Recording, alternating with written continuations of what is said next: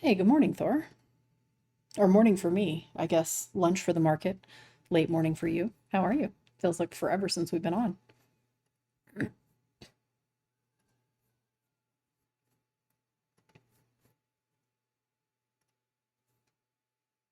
Oh, maybe he can't hear me. Let's make sure I've got recording going. All right, yep, recording is going. So I'm gonna pop over into the Lunch and Learn channel and see what kind of ticker requests we have.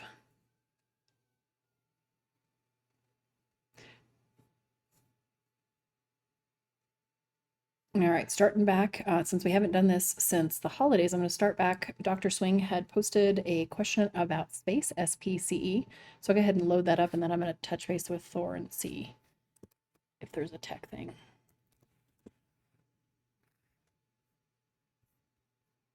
Peter, can you hear me? Yeah, I can hear you. Can you hear me? I don't know what's going on here. I'm having trouble. I had trouble yesterday in our staff meeting too. I'm gonna have to figure out what's going on.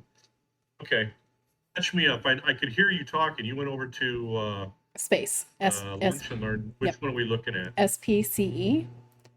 Haven't looked at this in a long time, and I see Which why. one now? SPCE, Space, Virgin Galactic. Oh, SPC. Okay, Mm-hmm. I'm sorry. That we're back to December 17th. Yep, yep. Okay. I figured since there weren't a lot of requests from this morning, we'll go ahead and catch the stuff from the holidays that we've been on pause for a couple of weeks. You know what? This one was looking good a while back. It's not looking good now. It's terrible. It could just keep going down to like pennies, pennies. I had a shot, I think, above 270 or something, because I actually had it on my watch list. And I took it off. I don't remember when, but now that I'm back at it, I can see why I did. It just kind of ended up not doing anything. But I think I had it as a breakout above 290. Maybe not. Let me look here just to at least talk about it. I want to see why I liked it for a little bit. Oh, I can't see why. I guess maybe I had it at like above maybe 275 I was watching for.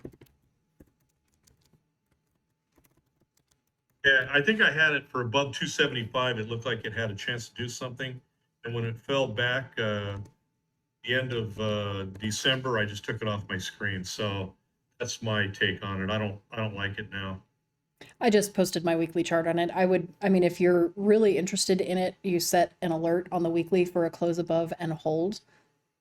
So you want to see a clear breakout. But if we popped, we probably would pop to 380, just because the volume that's up there. We've got a little bit of overhead resistance, 2.54, low volume at 301, tiny bit of resistance, 3.49, and then so there could be pops here. It doesn't interest me at all.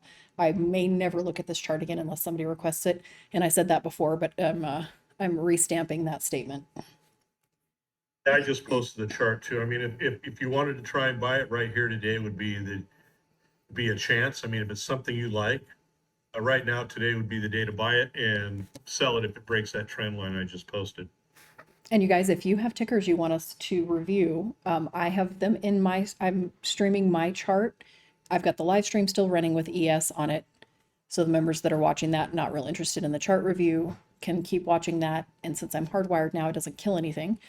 So I'm streaming so I've got two streams running. One of them is with my white candles chart with the blue background, and that's the one that I'm streaming on. And if you have ticker requests, get them in there and we'll try to go through them. But they are first come, first serve. So the quicker you can get them in, the better. And I have until 12:45 today if you have a little bit extra time. I do, yeah. Okay, next one is Chewy. And We've been talking about that all day. That one, I'm in long term, and I hold a ton of it.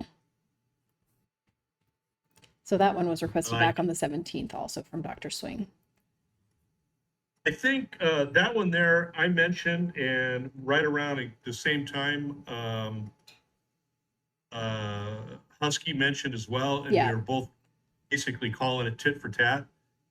And I had it as a breakout at 2150. I played it, made really good money on it. I was also on the, after it did its break, I was buying on the way down because I really like this one. I like it long-term because, um, fundamentally, they're really strong. They're gonna really do well over the years.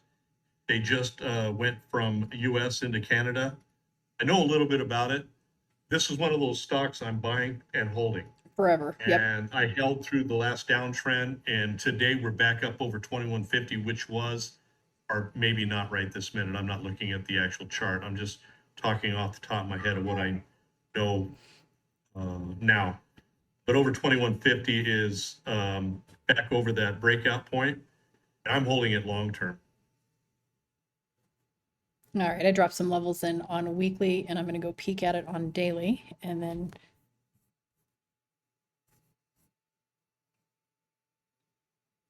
okay, so I'd be looking for a dip buy at $20.68. We've got a pretty decent volume area there. We've got low volume just above us, so it would be a really easy run up into that 23.21 to 25 to 50. So let's call it 23.25 to 23.25. 23 half. Wow. Okay, same word.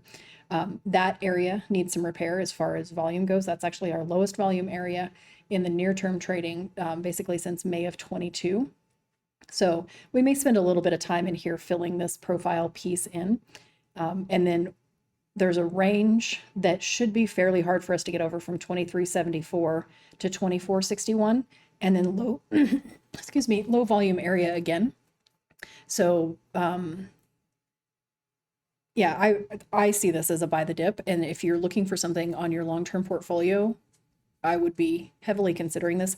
I don't have a position in Chewy in my long-term account, and that area is kind of underrepresented as far as consumer staples and non-tech and fancy, the fancy tickers. So I would be looking to add this into my long-term portfolio. Really like to see what the interaction is. I'm not in a big hurry to do it. I want to see what the interaction is around 24. This will be a long-term hold for me, something to the tune of give it to my grandchildren who are not born yet because my kids are 19 and 22. So that kind of time range, but at least 5 to 10 year hold. So if I enter a little bit higher, it's not a big deal, but I like this for long term a lot. Yeah, it's really a beautiful, in fact, Cedar, I don't know if you're looking back farther, but go back to the beginning of 2021. And I know you usually look farther back, but I don't think you had to with this one, just because you could just see. Yeah, I did my weekly on all the way back to all time since 2019. Yeah, it broke. It broke here just at the beginning, at the end of 2023, and it went back under it. But I like it so much, I think that it's going to go back over. And once it goes back over that trend line back 3 years, I think that's when it's going to start moving up for good. That's my opinion. You can only, in this particular time, I'm just talking about what I think might happen. Looking at the chart, I don't know that's going to happen, but the chart just, sometimes I can just look at a chart and it fits my eye, and this is one that fits my eye. This one kind of fell into the meme stock category, and both of us typically don't like those. I think for different reasons, but this is a different type of meme stock. This one got caught up in the meme runs, but it's a great company and it's a product that people continue to use. So I love it. Yeah, the thing with touching on that, the thing about Chewy is people treat their animals like they treat their kids. Maybe better. Animal people. I'm posting a couple of charts to show you up close. And by the way, I'm looking at this again. That break above 2115 was actually earlier than the 2150 I mentioned. So I'm posting two charts. There's one that shows a long term and one that shows a short term. And so you guys can kind of look at it and see what we're talking about right now as far as that 3-year trend line. Yeah, I mean, these companies like this that are executing a business plan, and they're a company, like I said, I mean, it's a pet company. People love their animals. They're not going to give them up, and they're going to continue to feed them, give them the best food they can and the best equipment they can, clothes, everything these days. So I love this stock. Yeah, so I'm going to post the downtrend. So this, I just drew a downtrend that confirms what I was talking about for that range in that like 23.6 to 24.6. I want to see a close and hold over it. So a break over the downtrend on the daily back test, a successful back test, and hold. To add that to my commons, I probably can't add it here. And this won't just be a commons like trade. This will be a long term for sure. So I'll add that right now. I'm seeing that your call on the 20, basically waiting on that, which is definitely a good plan. And it also breaks that's also above that trend line that you and I were just talking about. Yeah. I'm in early because I just love it. Yeah. What I'm going to do is I'll put a percentage loss on it. Probably I'm willing to wait for, I really don't know. I'd have to watch the chart, but I'd give this a lot of room, and I'd probably add on any dips for now until I see it weaken for some reason. And I just don't see this one weakening at all. I really like it.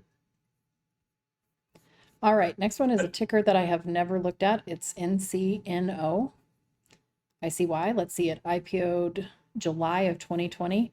I probably took one look at it and ran for the hills, but I'll let you start with that one. Let me bring it up. I'm looking at it. I did not like those IPOs all through 2020. They were, ugh.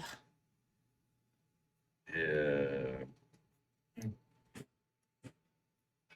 I don't dislike it.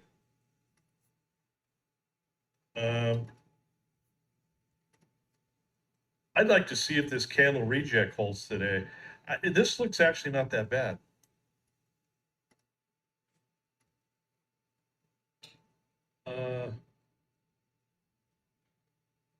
It's a little bit confusing as far as where I think the breakout point is, but it kind of looks like the breakout is, I brought up I did a daily and I saw that candle reject today if it holds. And I brought up a weekly and kind of looking at some support resistance there. And like it or not, I'm not sure. I mean, I think that if it holds above 35, it probably you could probably do something. That's what I'd wait for. I'd wait for it to close above 35 and see what happens from there. All right, I just dropped some lines in here. Our volume point of control for all time is sitting at 31.55, aka we've spent a bunch of time down there since May 17th of 22. So it is a very good bottoming pattern. It looks like we've put in a bottom. We have very low volume above us into the range of about 40.34. So if you wanted to go speculative long on this, I have no idea what this company does. I'm going to guess it's a tech company. Encino kind of reminds me of Encino, California. Yeah, chances are I'll look at it in a little bit, but we're through the thick volume area. We've got another level of support on the weekly at 31.66, and so if you could set that 31.66 if you're going to take it as commons. And I haven't never looked at options or anything liquidity how that trades, but on a commons position, you could either buy a dip down into that range or set that as your stop, because we do have very low volume. In fact, lowest volume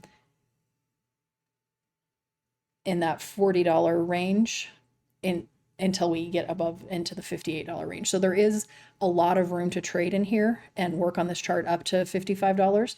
So that's a pretty decent move to go from 34.5 to 55.25 with a pretty tight stop underneath it. So risk reward's pretty decent on that. I might consider this for a common swing. I don't believe I'll be adding it because I think it is tech to my long-term portfolio, but I'll dig into this chart a little bit more, and who knows, if the options look good, I may even consider alerting some trades for it.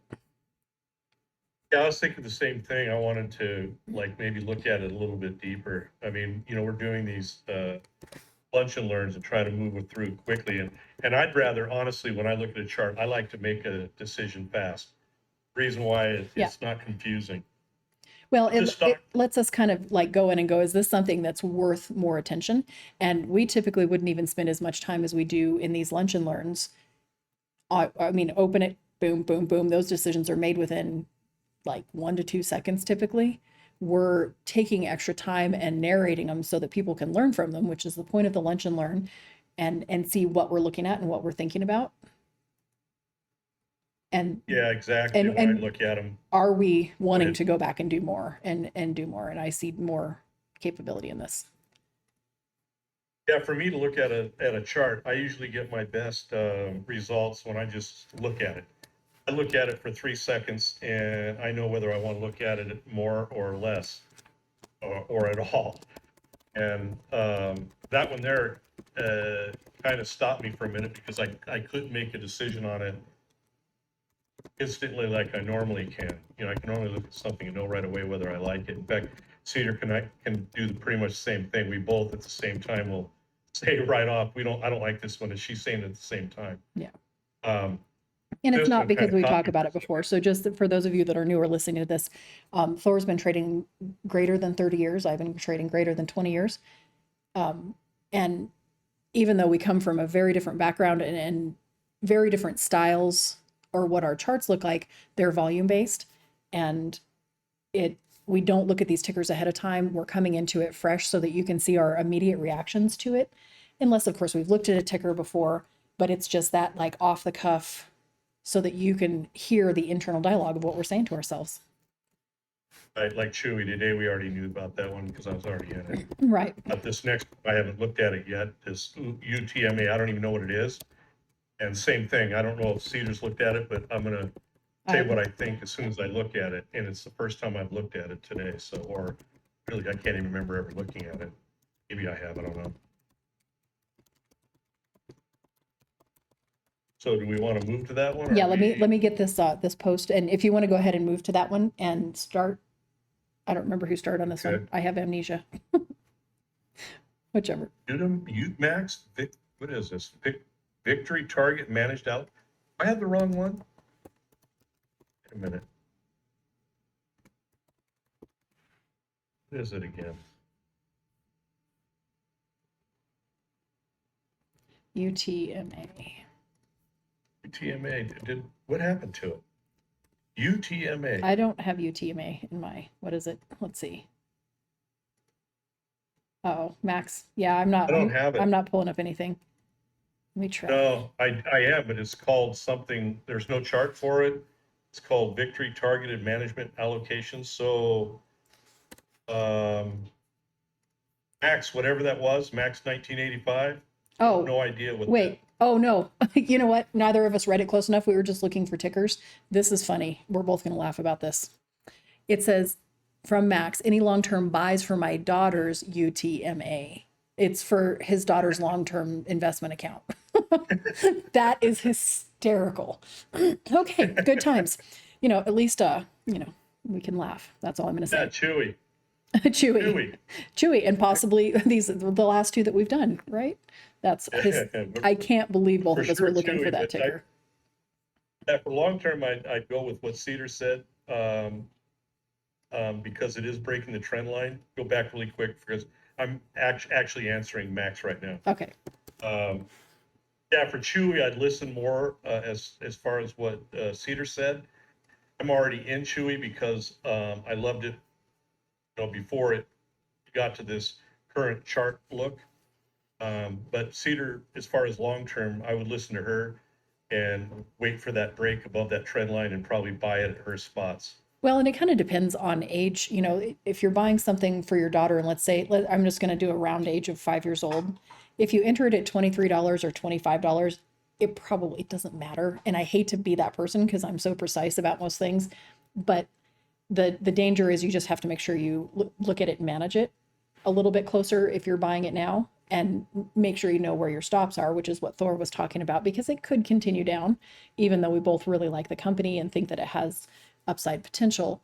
You would probably want to manage it a little bit closer. Like my long-term stuff, I only put things in there, especially for my kids, that I'm like, set it and forget it. I'm not even going to look at this except once a month for like 10 years. And, and if something happens that actually changes the quality of the company, so there's a material change in their business, that's different.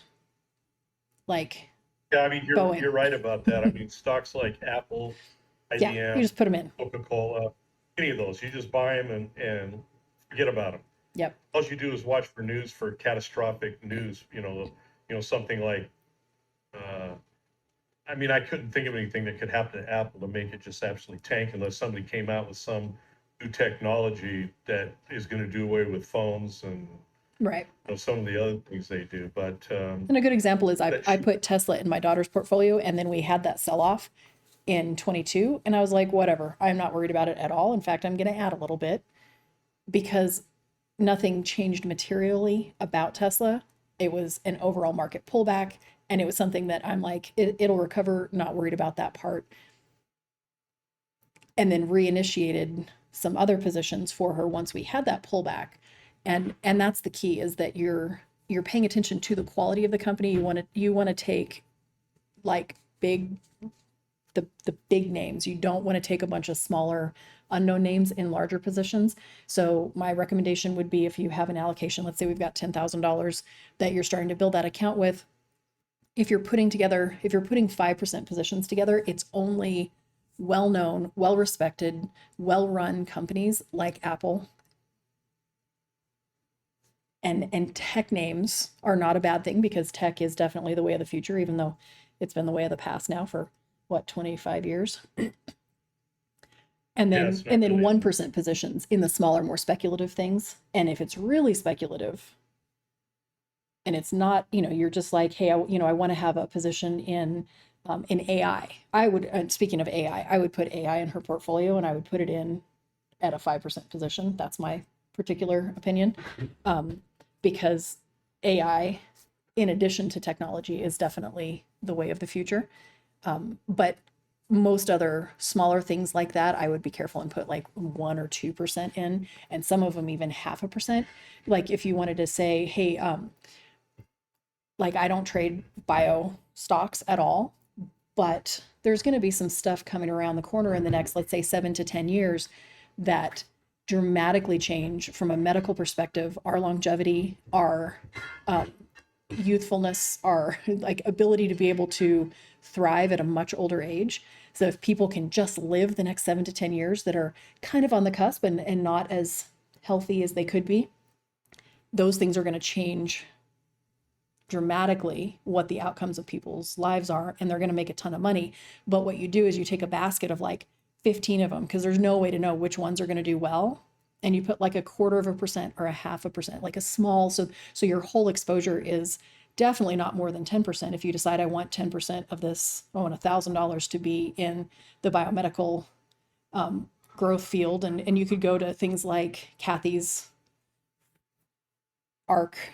I think it's called ARC. I can't remember. If anybody knows what that is, it's her biomedical for her ARC. You can start looking at names there. You're right about that, Cedar, and it's the reason why I, instead of going into all these biotechnology stocks and trying to find the right one, Yep. it's the reason why I bought DNA long term. DNA, Yep. is all these companies are using their technology, and one of them, even if one hits, that thing goes through the roof, and Yep. they're signing on new people all the time.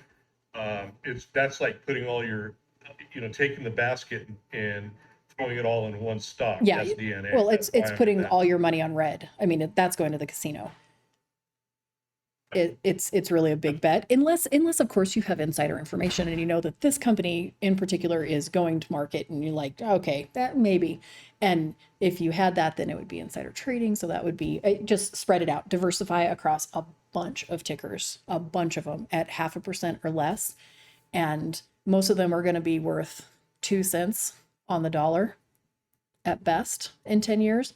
And if you've got 15 names, a couple, somewhere between 1 and 3, are going to be your 50,000 percenters that go crazy, and they make up for the losses on the other ones, but you can't oversize or there's trouble. All right, next one is Boeing. I'm going to let you start with Boeing. My Boeing charts are all over. I mean, you can search posts from me and Boeing and find charts 2 years back. Haven't traded this a whole bunch lately. We've got a huge dip on it, but I want to see your take on the chart before I talk about it at all.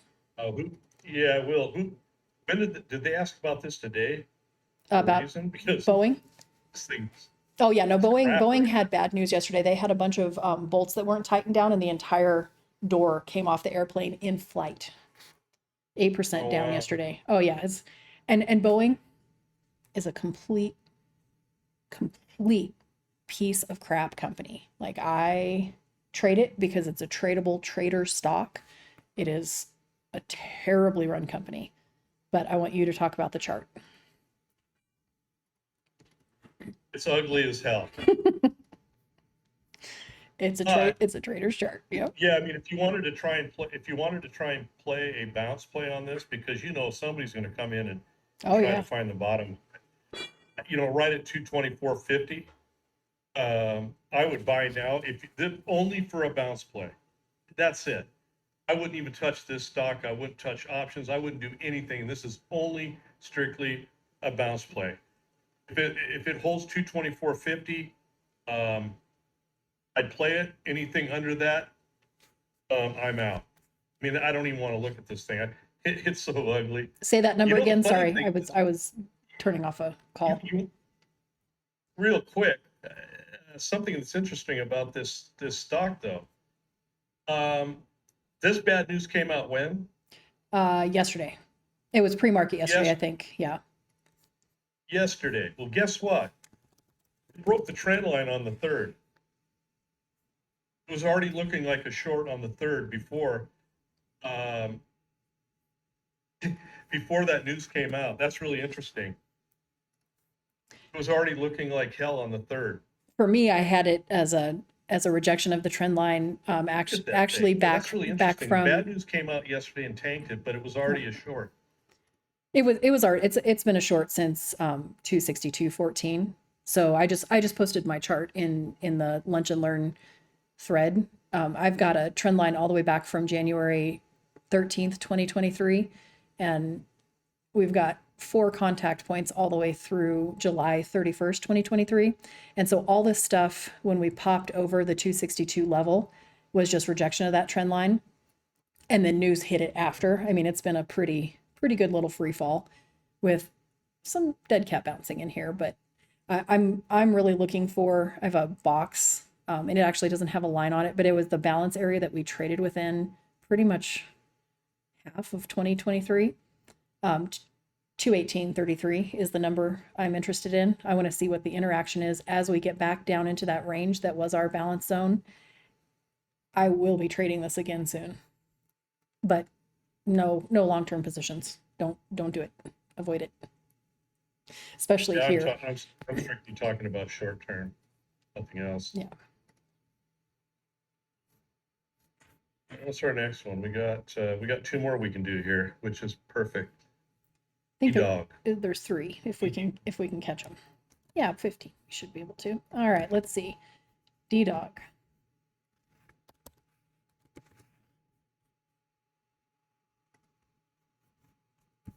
I haven't looked at Datadog in a while. All right. And never charted it for this. Interesting.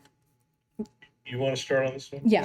Okay. So volume point of control, 88.21. I'm on the monthly right now, so I'm just seeing the big picture. I don't know why.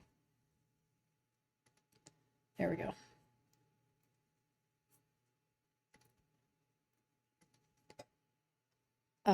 Area of interest for me is 123.13. We've got some volume up there that looks to me like it's going to be what causes it to run back down. So I'm going to go ahead and drop a line in there, and then I'll zoom out to weekly and get a little closer view.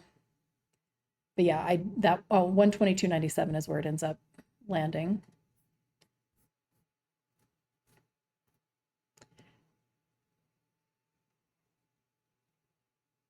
We're at a pretty precarious level here. I don't like it. I'm gonna go to daily. I'll let you talk about it a little bit, but it's it looks to me like it should just sell down right here. And I'm not familiar with how this trades at all, but my gut on it is nope. And probably I know, I goes, was just thinking, I was waiting for you to say something negative.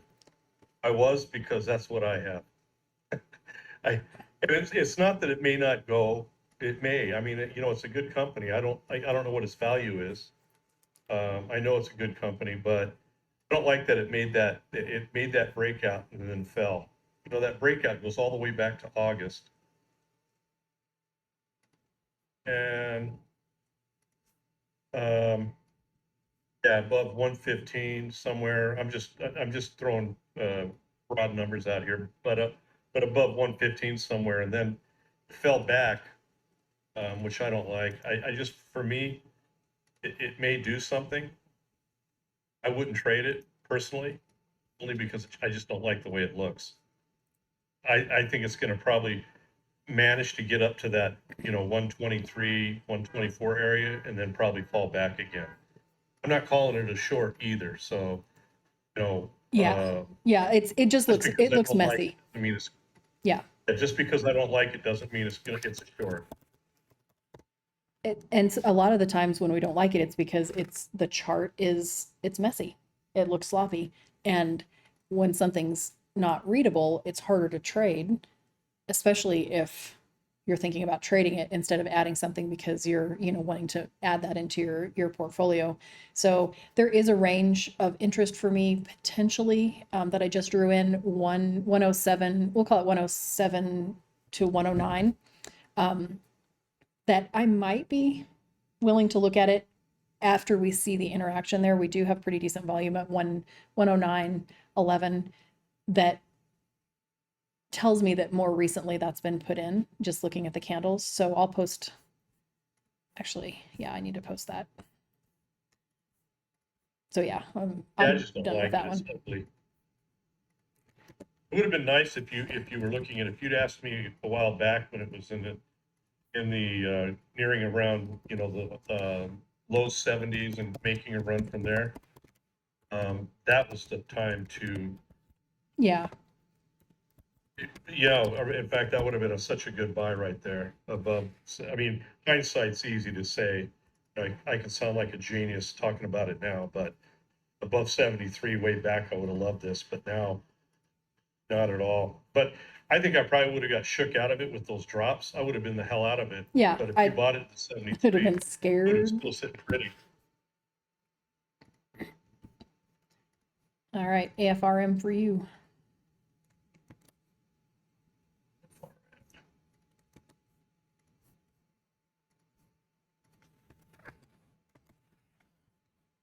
Hmm.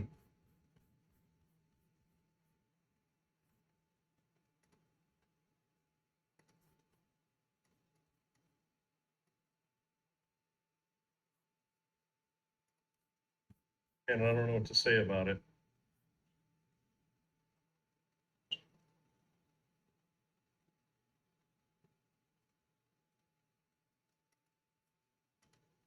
I would want to buy this on a pullback. I wouldn't want to buy it now.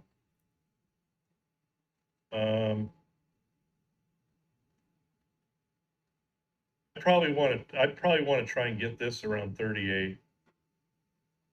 It looks like it might start, yeah,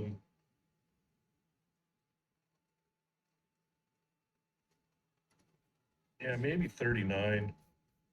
38, 39, I'd start looking at volume and price action and try to buy this on a bounce. I wouldn't, which isn't really that far away.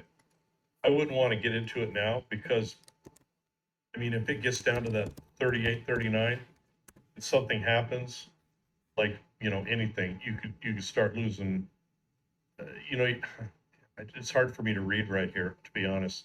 I have conflicting thoughts. I think we're headed to 36.50 in the near term. My next level that I have as far as volume goes is at $30.08. I wouldn't touch it there because it is very likely to head back down into its volume point of control, which is 1748. I don't know that it's a short because it is a pretty decent up and coming company. However, what's going on with student loans? This is a student loan company. That kind of leaves some questions in my mind. But I guess if I were looking at this and trying to find an entry, I'd have to see what the interaction is on a weekly close at the 24.65 level. I don't love it at all.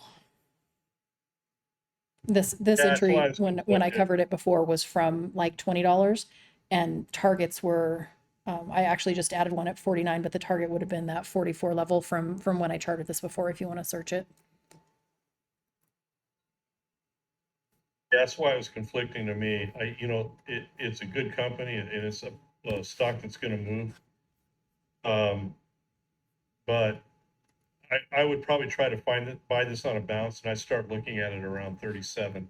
And I'm not saying that to buy it there.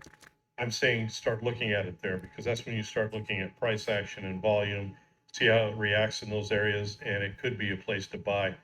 If not, it falls further. It's just one of those stocks that at any time the legs come out of it, and kind of overall market action is going to kind of dictate that as well. So the chart looks, it's not ugly.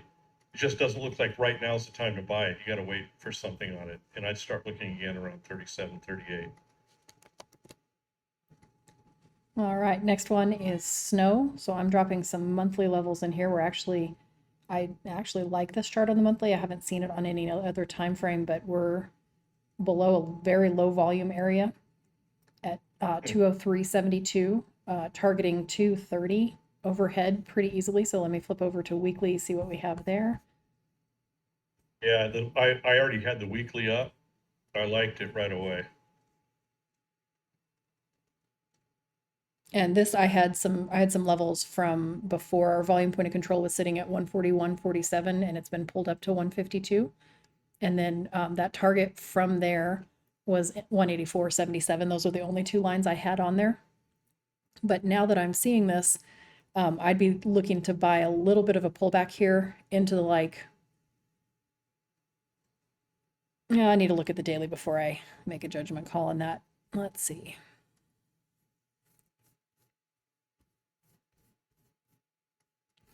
Once I zoom in this close and I've already marked my higher time frame levels, I turn off my volume profile, the VRVP, because it starts to get a little confusing and sometimes skew my view, which is why I use the white candle chart in general. So rejection of the 196.77 level, I'll be looking at this very closely at 185, see what the interaction is. I'm going to draw a trend line if you want to go ahead and talk about it, but I actually like this for the first time in a long time. I like it on the weekly a lot. I would probably be a buyer if it held 200. I'm not looking to buy it on a pullback. Oh, you're saying if only it because I like, closes above? I see why you say 185 though. Yeah, I can see why you're thinking 185. If it doesn't, if you don't get the buy spot at 185, it's definitely worthwhile watching it hold over 200 and buy there.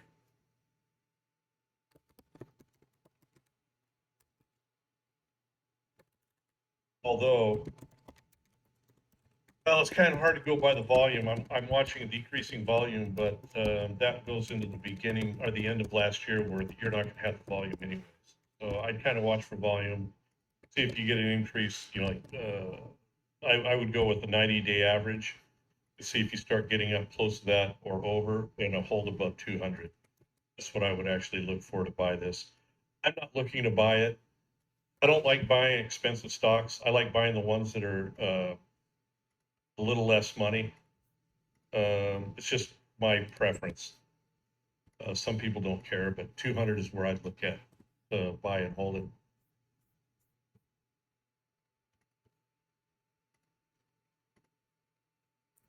All right, let's see what else we have. CLFD. Well, you know what? I've got to run. Okay. I'm sorry, but my wife just sent me a message and I realize I do have to do something. I've got to pick her up, then pick up my kid. Okay, I'll go ahead and do So, CLFD. So we'll catch you next week. yeah, we pretty much got everything, I think, though. I think we did. I think that's the Uh, last one. Woohoo. Yeah, V, somebody want us to do V. V. If you wanna. Yeah, I'll do CLFD if and you V. wanna comment on that one, I'll share my thoughts after. Okay, sounds good. All right, guys, thanks. Okay, later. All right, CLFD, go to monthly, turn on my volume profile.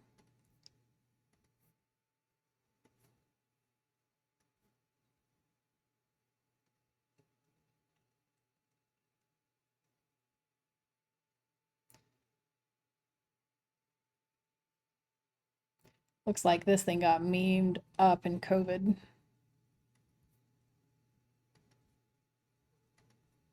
So as with a lot of COVID pops that look like this, I actually just cut off the top effectively, try to ignore it like it didn't happen. So I don't think of this as potential range, and eventually it may be. But if you look back here and see how long it took in 2000, it was at $63, and it took till COVID to get back up there. And our little tiny pop in 2014 took it to $25. I tend to ignore these gigantic popover kind of runs. So as far as volume goes, I'm really just going to pay attention to what happened from 2014 and ignore. I usually like to use all of the historical data when I'm looking at a monthly chart for volume, but I'm only going to use this. So volume point of control is at 1334. Could it make it back there? Look how much time we've spent in this range. We were there from 2014 to June of 2020. So for 6 years it hung out here. This chart already is a don't touch me chart. And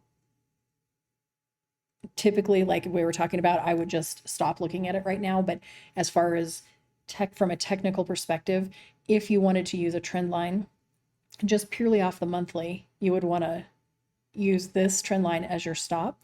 So 2487-ish range on the close in January. And we're at $28. So little stop underneath 15%. However, there are so many other better names to be trading. So, I mean, if your upside potential targets are, well, we have resistance overhead. We actually have a fair amount of volume at $30.19 and then $37.29.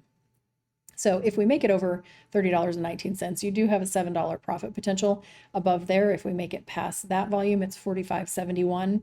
And what's nice about this is it actually does really showcase how usable the volume profile is, because we had these low volume areas that are very easy to run through once we make it past them.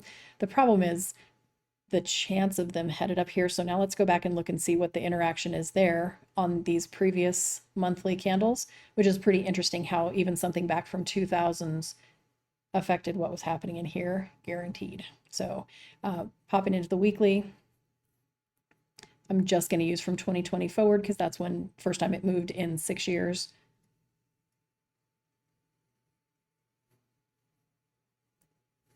And it looks like that's where all our volume is, right? So nothing really changed as far as that. If we did by some lucky chance make it over 61.81, your next level is $70.54. Then I'm really not interested until 83. That's actually a little high. Just as an exercise, and if you notice this volume area right here lined up perfectly with this wick down on the weekly from November 2nd, 2022. So really just an exercise in charting and using volume profile and as a secondary for me, candle structure. And then on daily, I'm pulling out the volume profile now because we've already done the volume levels. Now I just want to see what the overall candles are in relation to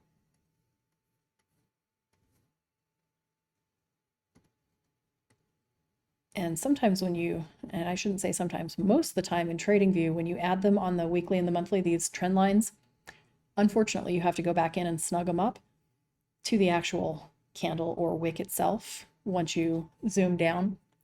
So I'm really watching this structure right here if I'm paying attention to this chart of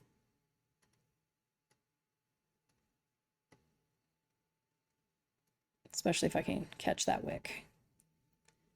So that piece right there what happens in this range is pretty important. If we see a pretty decent bounce here, then you've got your overhead resistance levels as far as longs.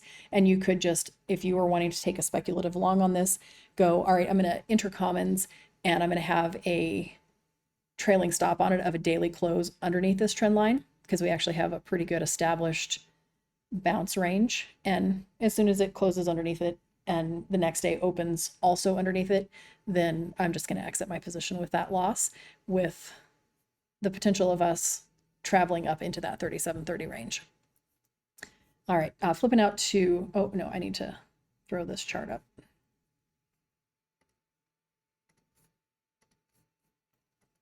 But me personally, I won't touch that ticker. Why is it not copying?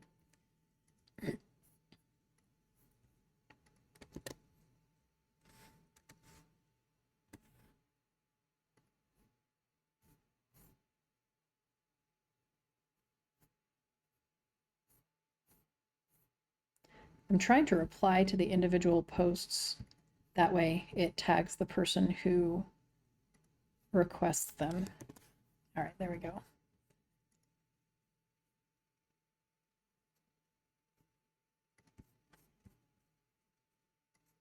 Give me just a sec.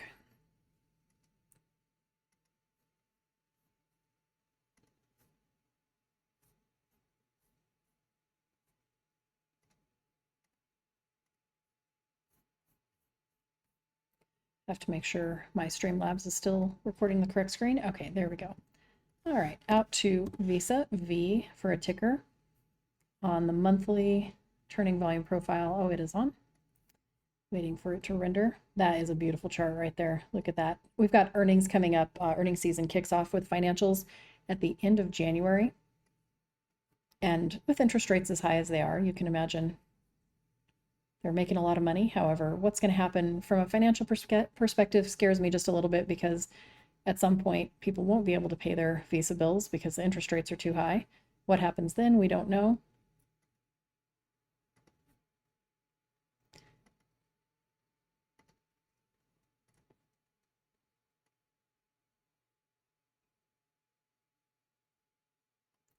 Okay.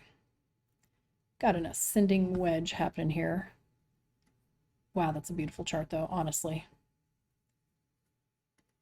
Impossible for me to long something like this here. We would be looking, well, let's get this where it's better view.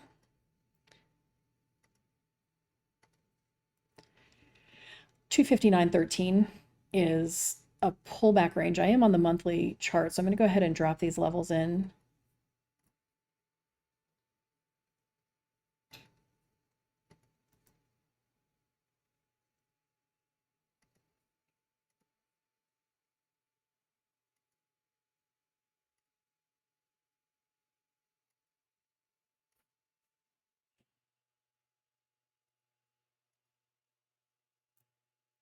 Okay, now out to weekly.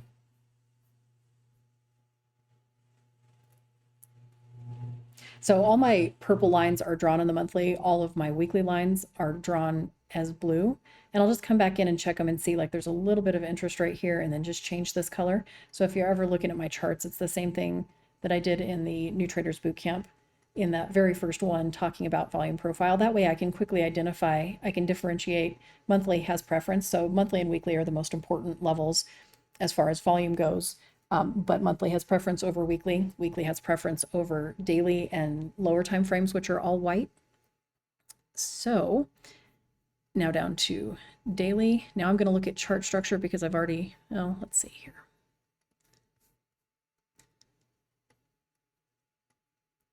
So taking my candles nice and tall, areas of interest here. Okay. Couple areas I'm going to add. If we break underneath the 254.26, there is low volume until we reach 249.13. And then it looks like I was off on this one, so I'm actually just going to move it up. 247 to 246. This gives us a range on the weekly. I wasn't sure if it was a double or what it looked like, and that's why I'll wait. I'm going to go ahead and mark it on the weekly, because both of these were clear on the weekly. I just couldn't tell which one is taller. The 246.24 is a little bit taller, but that gives us a range when they're that close together of support. So I would consider that one the largest near-term support. If we break back underneath this 250 level, we're probably going to see more downside, but who knows? I mean, sitting here at all-time highs, just raging up, you want to be very careful and short on something like this. I would definitely be looking for a dip buy on a daily close at 258.89 with a daily close that has continuation underneath that level. So a pretty tight stop as far as that goes, but I couldn't buy it right here. Levels underneath 239 on the daily, or yeah, that's daily. So I got to change it to white.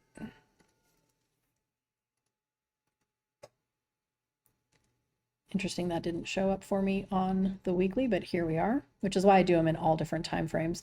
So this also, you can see this trend line, how I drew it on the weekly, and now it's a complete train wreck on the daily. So moving it again, and I'll actually move it again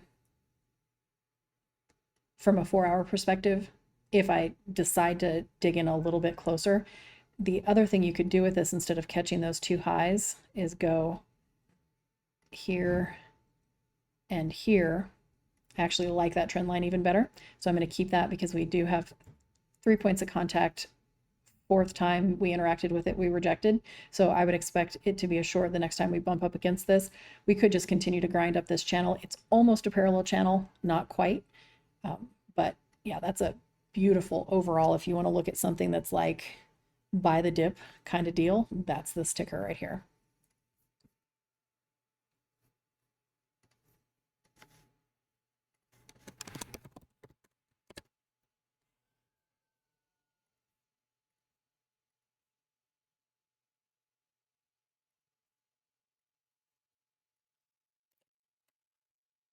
All right, I'm going to go ahead and wrap up this recording. I will post it as a replay for those of you that missed part of it or those that missed all of it.